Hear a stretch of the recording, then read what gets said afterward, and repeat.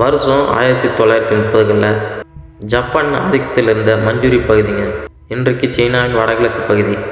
வெளியே இருந்து பார்க்கும்போது அது ஒரு சாதாரண மரம் அறுக்கும் தொழிற்சாலை.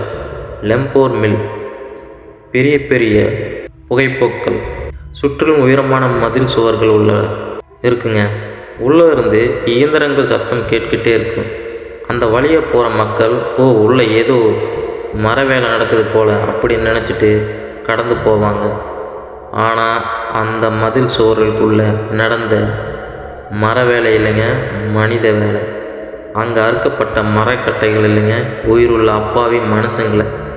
இரவு நேரங்களில் மட்டும் அந்த கட்டிடத்தின் புகைப்போக்கிலிருந்து ஒரு விசித்திரமான அடர்த்தியான கரும்புகை வெளியே வருங்க.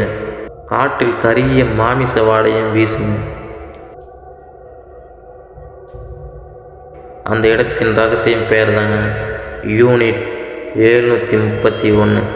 சரியா 1930 வருஷத்தில் ஜப்பானில் ஒரு மிகப்பெரிய சாம்ராஜ்யம் வெறியில் இருந்துச்சுங்க. குறிப்பாக சீனா மேலே அவங்களுக்கு ஒரு தீராத ஆசை இருந்துச்சுங்க. போர்னா என்ன, துப்பாக்கி, பீரங்கி, குண்டுமலை இதுதானே. ஆனால் ஜப்பானிய இராணுவ தலைவர்களுக்கு இது மட்டும் போதவில்லைங்க. அவங்களுக்கு ஒரு வித்தியாசமான ஆயுதம் தேவைப்பட்டதுங்க. எதிரி நாட்டை கருவறுக்கிற மாதிரி, அதே சமயம் ரொம்ப மலிவான விலையில் ஒரு ஆயுதம் வேணும்னு நினச்சாங்க. அப்போ தாங்க ஒரு பயங்கரமான ஐடியா அவங்களுக்கு தோண ஆரம்பிக்குது. நோய்களை ஏன் நம்ம ஒரு ஆயுதமாக பயன்படுத்தக்கூடாது? பாக்டீரியாக்களையும் வைரஸ்களையும் வச்சு எதிரிகளை கொத்தா கொள்ளலாமே அப்படின்னு ஒரு ஐடியா அவங்களுக்குள்ளே வருதுங்க. இந்த விபரீத யோசனையை உயிர் கொடுத்தவர் பேர் தாங்க சைரோ இசி அப்படிங்கிற ஒரு கொடூரமான சைக்கோ. இவன் ஒரு டாக்டர், மருத்துவம் படித்தவங்க, உயிரை காப்பாற்ற வேண்டியவன். ஆனால் இவனோட மூளை முழுக்க விஷந்தாங்க. ஒரு டாக்டரோட கடமை நோயை குணப்படுத்துவது மட்டுமல்ல, நோயை உருவாக்குவதும் தான் அப்படின்னு நம்பின ஒரு சைக்கோ அவன். ஜப்பானிய அரசாங்கம் போய் தன்னோட திட்டத்தை சொல்கிறாங்க. எனக்கு ஒரு ரகசியமான இடம் கொடுங்க, கொஞ்சம் பணமும் ஆட்கள் கொடுங்க, நான் உங்களுக்கு உலகத்தையே மிரள வைக்கிற ஆயுதத்தை செஞ்சு தரேன்னு சொல்கிறாங்க. அரசாங்கம் ஒத்துக்குது. சீனாவில் உள்ள மஞ்சூரியாவில் பிங்ஃபாங் என்ற இடத்துல ஒரு பிரம்மாண்டமான ரகசிய ஆயுதம் உருவாக்கப்படுதுங்க. வெளி உலகத்துக்கு அது ஒரு மரம் அறுக்கும் தொழிற்சாலை அப்படின்னு சொல்லப்பட்டதுங்க. சைரோ இசின தலைமையில் உருவானது தாங்க இந்த யூனிட் 731. இது வெறும் ஆய்வும் இல்லை, இது ஒரு மரண தொழிற்சாலைன்னு சொல்லலாங்க. இங்கே வேலை செய்ய ஆயிரக்கணக்கான டாக்டர்கள், சயின்டிஸ்டுகள் ஜப்பான்லேருந்து வந்தாங்க. அவங்க எல்லோருமே புத்திசாலிங்க. ஆனால் அவங்க யாருக்குமே ஈவி இருக்கணுங்கிறதே ஒரு துளி கூட இல்லைங்க. ஒரு ஆய்வுன்னா அங்கே சோதனை செய்ய எலிகள், முயல்கள், குரங்குகள் தேவைப்படும் இல்லையா? சைரஸுக்கு சோதனை பொருட்கள் தேவைப்பட்டதுங்க. ஆனால் அவன் தேர்ந்தெடுத்த விலங்குகள் இல்லைங்க, மனுஷங்களை. யார் இந்த மனிதர்கள் அப்படின்னு கேட்டிங்கன்னா, போரில் பிடிப்பட்ட சீனா வீரர்கள், கொரிய மக்கள், ரஷ்யர்கள் என தெருவில் போயிட்டு வந்த சாதாரண அப்பாவி பொதுமக்கள், கர்ப்பிணி பெண்கள், கை குழந்தைகள்னு யாரையுமே இவங்க விட்டு வைக்கலைங்க. சந்தேகத்தில் பேரில் கைது செஞ்சு நேராக யூனிட் 731க்கு இழுத்துட்டு வராங்க.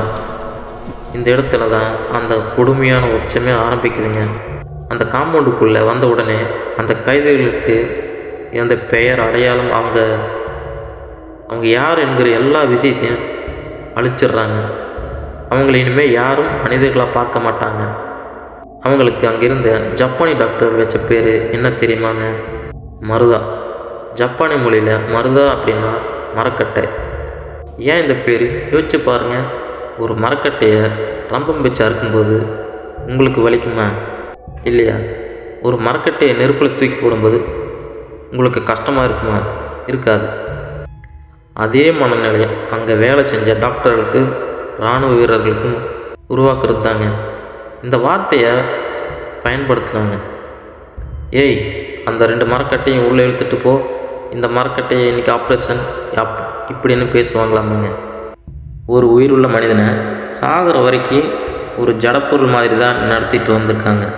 அந்த மனநிலை தாங்க, அதுதான் உண்மையான சாத்தானின் குணம்னு சொல்லலாங்க. அங்கே இருந்த ஒவ்வொரு நொடியும் அந்த கைதிகள் தங்களோட மரணத்தை எதிர்பார்த்து காத்துக்கிட்டு இருந்தாங்க. இப்போ நம்ம பார்க்க போகிறது யூனிட் 731 நடந்த சோதனைகளின் மிக மிக மிக கொடூரமான பகுதிங்க. பலவீனமான இதயம் உள்ளவங்க கொஞ்சம் தைரியத்தை வரவழைச்சிட்டு பாருங்கள். அதன் பெயர் தாங்க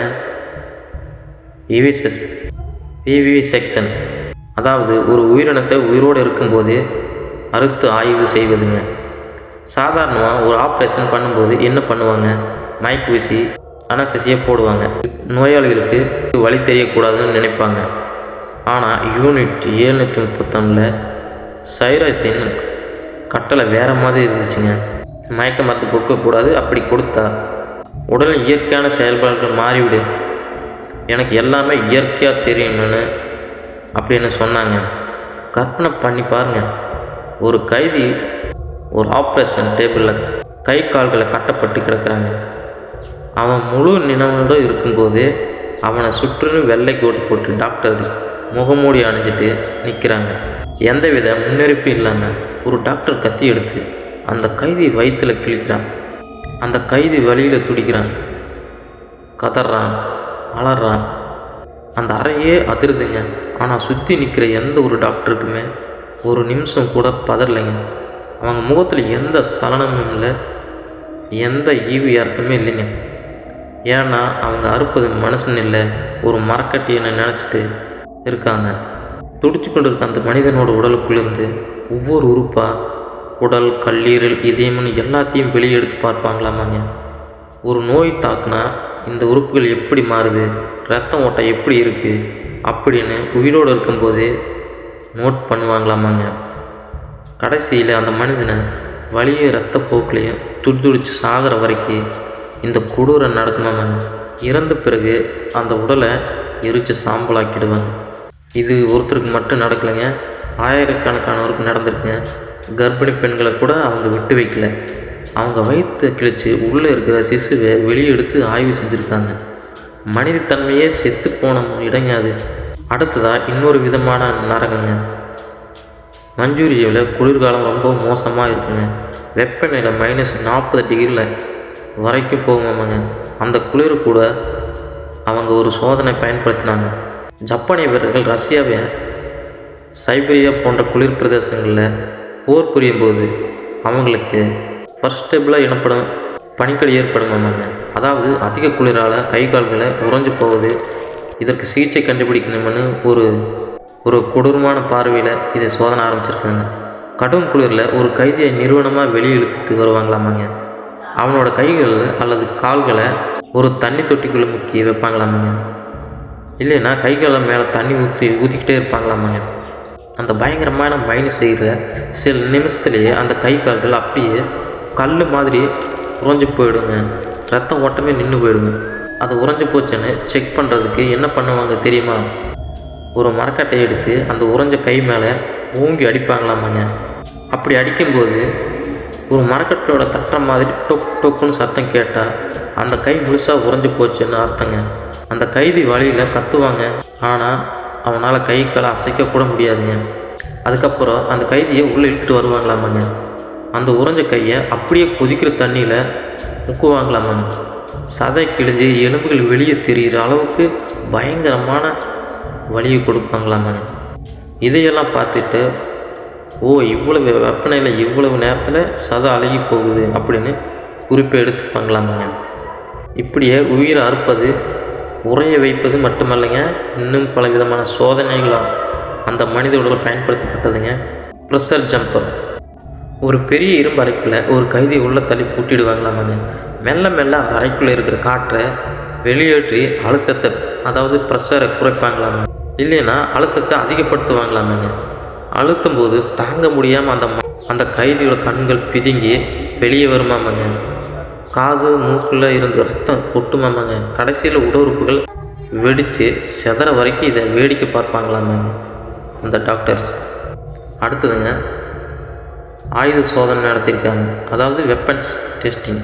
கைதிகளை ஒரு கம்பத்தில் கட்டி வச்சுருவாங்களாமாங்க. அவங்க மேலே புதுசாக கண்டுபிடிச்ச கிரனேட்டுகளை, ஏன் ஃபில்மெக்டர்ஸ் எனப்பட தீ மூலம் கருவிகளை கூட பயன்படுத்தி சோதனை செஞ்சுருக்காங்க. எவ்வளவு தூரத்துலேருந்து சுட்டால் எவ்வளவு பாதிப்பு ஏற்படும்னு தெரிஞ்சுக்க உயிரோடு இருந்த மனிதர்களை இலக்குகளை டார்கெட் பயன்படுத்தினாங்க. இப்படி ஒவ்வொரு நாளும் ஒவ்வொரு விதமான நரகங்க அங்கே அரங்கேறியது. யூனிட் 731 மிக முக்கியமான நோக்கம் நான் ஆரம்பத்தில் சொன்ன மாதிரி தாங்க, உயிரியல் ஆயுதங்கள் தயாரிப்பது தாங்க. இதுக்காக சைரோஸு ஒரு பெரிய எலிப்பண்ணையை ரெட் ஃபார்ம் அங்கே வச்சுருந்தாங்க. லட்சக்கணக்கான எலிகளை வளர்த்துட்டு வந்தாங்க. அதில் பிளாக் நோயை பரப்புகிறாங்க. கால்ரா, டைபாய்டு போன்ற கொடிய நோய் கிருமிகளை உருவாக்குனாங்க. அந்த கிருமிகளை எல்லாமே முதல்ல அந்த மருதா அப்படிங்கிற கைதிக்கு மேலே செலுத்தி டெஸ்ட் பண்ணுவாங்களாமாங்க. அப்புறம் அந்த நோய் கிருமிகள் நிரப்பப்பட்ட பீங்கான் குண்டுகளை தயார் செஞ்சாங்க. ஜப்பான் விமானங்களை சீனா கிராமங்களுக்குள்ள மேலே பறந்து போய் இந்த குண்டுகளை வீசிடுவாங்களாமாங்க. குண்டு வெடித்தது அதில் இந்த லட்சக்கணக்கான பிளாக் பூச்சிகள் வெளியேறி அந்த கிராமம் முழுக்கும் பரவ ஆரம்பிச்சிருக்குங்க. சில நாட்கள்லைங்க அந்த கிராமத்துலேருந்து மக்கள் காய்ச்சலில் விழுறாங்க. கொத்து கொத்தாக சாக ஆரம்பித்தாங்க. என்ன நடக்குதுன்னு அவங்களுக்கு ஒன்றுமே புரியலைங்க. ஊரே சுடுகாடாக மாறிடுச்சு. கிணத்து தண்ணியில் கால்ரா கிருமிகளை கலந்தாங்க. குழந்தைங்களுக்கு கொடுக்குற சாக்லேட் கூட விஷத்தை தடவி வீசினாங்க. இப்படி பல லட்சம் அப்பாவி மக்களை இந்த நோய் கிருமிகள் மூலமாகவே கொன்று குவிச்சிட்டாங்க. சரியா 1945 இரண்டாம் உலகப் போர் முடிவுக்கு வந்ததுங்க. ஜப்பான் அமெரிக்காவோட சரணடைஞ்சிங்க. நாகசாகி குண்டு வெடிப்புகள் ஜப்பான் நிலைகுலைய வச்சதுங்க. யூனிட் 731 முடிவு நெருங்கிச்சுங்க. தங்களை தோல்வியை உறுதியானதுக்கப்புறம் சைரோஸை ஒரு கட்டளை போடுறாங்க. இங்கே நடந்த எந்த தடையுமே வெளியே தெரியக்கூடாது. யூனிட் 731 கட்டிடங்களை இடித்து தள்ளுங்க, மிச்சம் இருக்கிற அத்தனை கைதிகளையும் உடனே கொன்று புதிச்சிடுங்கன்னு சொல்கிறாங்க. ஒரு சில நாட்கள்லேயே அந்த நரகம் இருந்த இடமே தெரியாமல் அழிக்கப்பட்டுச்சுங்க. போர் முடிஞ்சதுன்னு உலக நாடுகள் எல்லாமே சேர்ந்து போர் குற்றவாளிகளை தண்டிக்க டோக்கியோ விசாரணை நடத்துகிறாங்க. எல்லாரும் என்ன எதிர்பார்த்தாங்கன்னா சைரோஸுக்கு அவனோட கூட்டாளிகளுக்கு மரண தண்டனை கிடைக்கணும்னு நினச்சாங்க. ஆனால் அங்கே தான் வரலாற்றில் மிகப்பெரிய துரோகம் நடந்துச்சுங்க. சைரோஸு அமெரிக்காவை கூட ரகசியமாக ஒரு டீலை பேசுகிறாங்க. என்கிட்ட பல வருஷமாக மனிதர்களை மேலே சோதனை செஞ்ச அபூர்வமான மருத்துவ டேட்டா இருக்குது. இதை நான் உங்களுக்கு தரேன். இது ரஷ்யா கைக்கு கிடைச்சா உங்களுக்கு தான் ஆபத்து. இந்த டேட்டா வேணும்னா என்னையும் என் ஆட்களையும் தண்டிக்காமல் விட்டுடுங்கன்னு அமெரிக்காவோட டீல் பேசுகிறாங்க. அமெரிக்காவும் அந்த டேட்டாவுக்கு ஆசைப்பட்டு அந்த டீலை ஏற்றுக்கிட்டாங்க. இதோட முடிவு என்ன தெரியுமா? ஆயிரக்கணக்கான மக்களை கொடூரமாக கொண்ட சைரோஸு அவனோட கூட்டாளிகள் எந்த தண்டனையும் இல்லாமல் தப்பிச்சாங்க. சைரோஸு தன்னோட வாழ்நாள் முழுக்க நிம்மதியாக வாழ்ந்த 1950 ஒரு சாதாரண தொண்டை புற்றுநோயால் இயற்கை மரணம் அடைஞ்சாங்க. அங்கே வேலை செஞ்ச பல டாக்டர்கள் பிற்காலத்தில் ஜப்பானில் பெரிய பெரிய மருத்துவக் கல்லூரிகளில் பேராசிரியர்களாக, பர்மா கம்பெனி ஓனர்களாக வாழ்ந்தாங்க. இன்றைக்கி நம்ம மருத்துவத்தில் பயன்படுத்துகிற பல விஷயங்கள் அன்னைக்கு யூனிட் 731 சிந்தப்பட்ட அப்பாவி மக்கள் ரத்தத்தில் இருந்து கிடைச்சதுங்கிறது தாங்க ஜீர்ணிக்க முடியாத உண்மை. வரலாற்றை சில நேரங்களில் உருமாறானது ஜெயித்தவர்கள் எழுதுவது தாங்க வரலாறு. தோற்றவர்களுக்கு வழி மண்ணோடு மண்ணாக புதஞ்சு விடுகிறதுங்க. இந்த யூனிட் 731 பற்றி நீங்கள் என்ன நினைக்கிறீங்க? மனிதன் இவ்வளவு கீழ்த்தனமாக இறங்க முடியுமா? உங்களோட கருத்துக்களை மறக்காமல் கமெண்ட்டில் சொல்லுங்கள்.